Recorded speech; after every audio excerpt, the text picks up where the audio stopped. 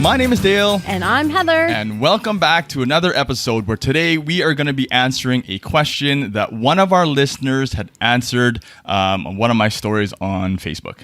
So one of our listeners asked a question, and the question was, they had been in a kind of a unhealthy relationship. The relationship is over now, and this person is just having a really hard time moving forward. And it seems like they're kind of stuck in that, like drawn back to that relationship, or there wasn't a whole lot of detail, but it sounded like it was a painful relationship, maybe toxic into some degree, and they're just stuck there. They can't seem to move forward. They compare everything to their previous relationship, and they're just stuck in this, I don't know, limbo. Yeah, that's a good word. And so that's a really good question, and I'm so thankful that you asked that. And we'll try really hard today to answer as best as we can, and I hope that it helps you and others that are listening. The first thing that I remember from a book that I had read was that there's this little saying that says, the person who has hurt you is the person that can heal you. And I actually kind of agree with that. Do you agree with that statement, Dale? I agree to a point, because then if I agree fully with that, that means regardless of what the situation is and how the breakup went, that you still have to go to that person. So I don't think that in all circumstances that is actually true.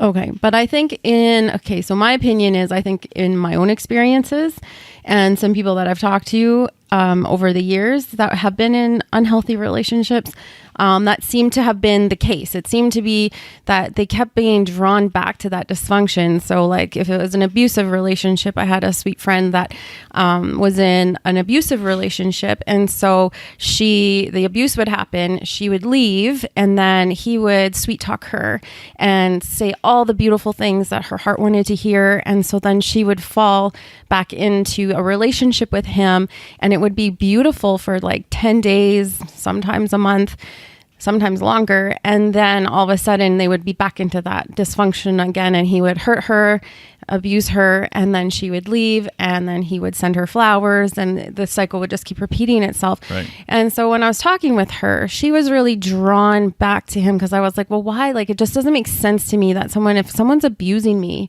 I'm leaving. Like, I'm not going to be in that relationship anymore. I haven't been in a abusive relationship with a partner, so I didn't understand. And so she helped me understand that little saying is true to her. It was that she was just kept going back to the person who hurt her, hoping that he could heal her. And in those few 10 days, he was saying all the things that she wanted to hear, and it was bringing healing to her heart. And then the cycle would repeat itself. So she, with hope and desire, she wanted to be in this relationship with this person and wanted so badly to believe his words. But then time and time again, it just kept going on, and the cycle kept repeating itself. Yeah. So then, okay. So what I hear you saying is then the guy is manipulative, or the girl, like whatever. I'm just saying the one who has hurt that person, they are manipulative. They are using words, and they know some of your emotional fallbacks, and they're like, all I have to do is this much, and then they'll come back to me. Right. And then the cycle just repeats itself. And so with our listener that had asked the question, this was the sense that I got from his question, was this pattern was kind of happening in his life. And now he's free from that relationship. He's not back in it, but now he's stuck. So he didn't go back. He stood his ground. No, this is not healthy for me. But now for some reason, I'm still like drawn to that person, or I just can't move past the pain. I can't move forward in my life, and he's just kind of stuck. Right. So that's where we're going to start kind of chatting about this today. Well, I mean, I also want to wonder, because I've never been in that myself, in an abusive relationship where I feel that. So how could you even know you're in that? Like, how would you even possibly know that you are being manipulative and you're being drawn back all the time? Being manipulated. Yeah.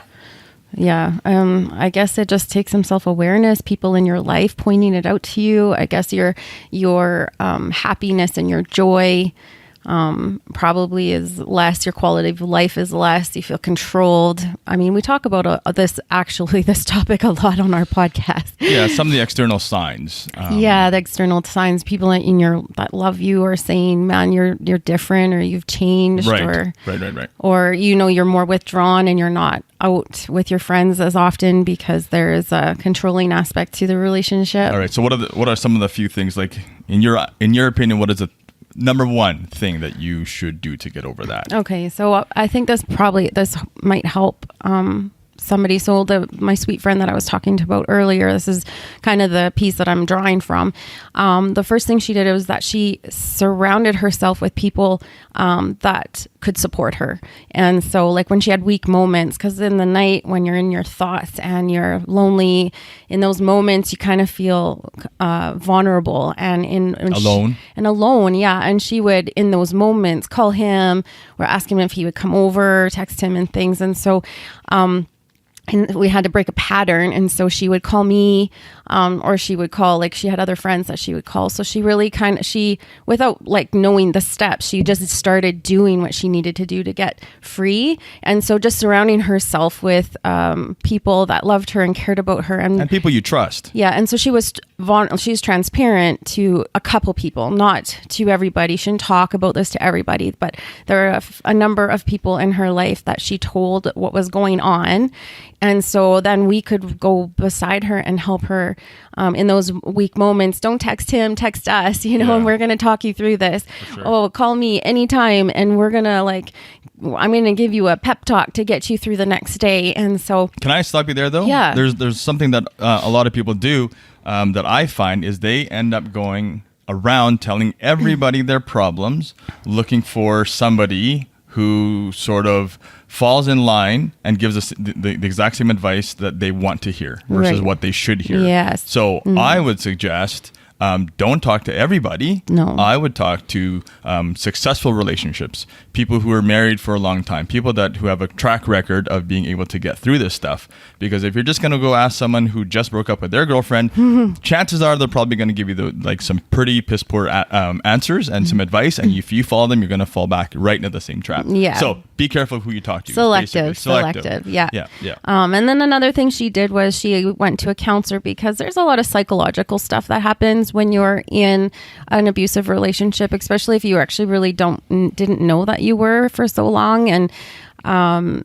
And so she found a counselor that she could talk to. So, because she also knew that you can burn out your friends. And so when you're getting phone calls for months on end at late night, trying to talk her down, trying to talk her through things, it gets kind of tiresome and burdensome. And so you don't want to burn out your friends either. So having another person that you can talk to who is outside your world. Yeah. So a counselor or a pastor or, somebody that has some training in like helping you psychologically.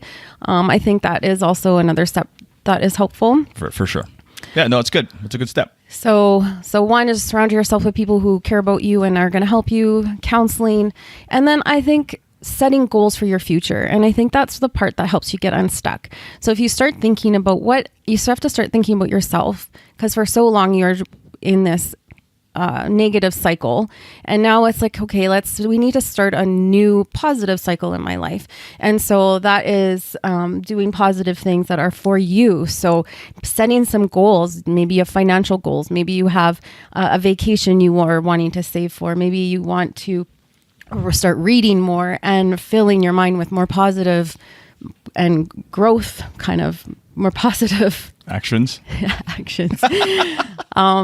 Fitness is so amazing. Fitness is great for somebody who used to be in fitness. Used to be. You and your dad bod. Yeah, me and my dad bod. Death to the dad bod. But anyways, fitness is huge because the endorphins kick in and they really, really help you get back on track to what you should be doing. Like it's hard to actually be depressed when you are huge into fitness. Right, because you get those healthy endorphins going on in your brain and stuff. So do a lot of positive things. Fill your life with a lot of positive aspects. Yeah, and then don't just stay at home with yourself, like I think distraction is always helpful in moving forward and filling your life full of activities and things that you've always wanted to do. If you wanted to go like do a painting class and just hang out with your friends and like just really, really start thinking positive and looking towards your future, I think that really helps you get unstuck when you're kind of in that place where,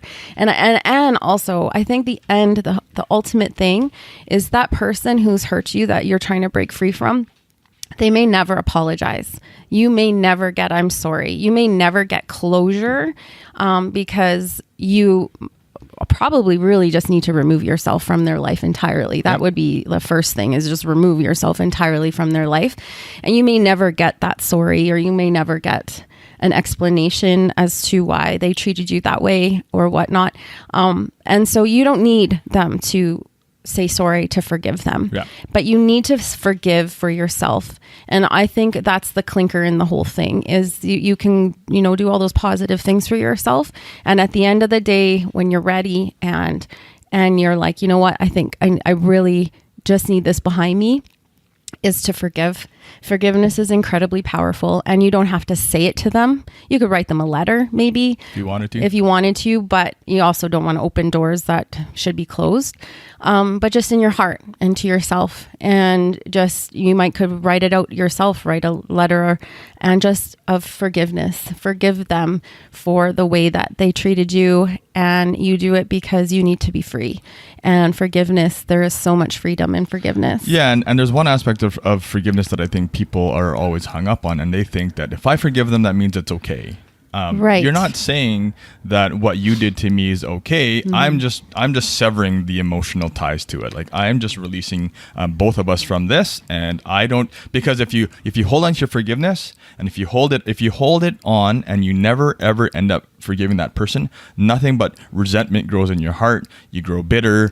You end up becoming cold and just that callous old person in life who just never forgave that one person in their life. And you're right. Like, there's so much freedom when you forgive someone. Yeah. So I think at the end, when your story's done and you've done everything you need to do, and you still feel like, oh, there's just one more thing, I just don't know what it is, I will tell you that it's forgiveness, because it's just the most powerful thing in the world. And it doesn't, again, I'm going to say what Dale just said, it doesn't mean that what they did to you is okay. It's just meaning that you're releasing yourself from those feelings attached to that person. Yeah. So to recap, what are the three? Okay. Quickly. Well, I think there's 4. So, well, maybe 3. Okay. So recap would be to find people who love you, that are going to support you in your more vulnerable moments. Some people that you can text and call, and they're going to talk you down off a ledge. And so, again, severing that relationship that was toxic or abusive, that's like number 1. And then surrounding yourself with people. Counseling is always a great option. Setting goals, setting goals to your future. Start looking forward and thinking positive to your future.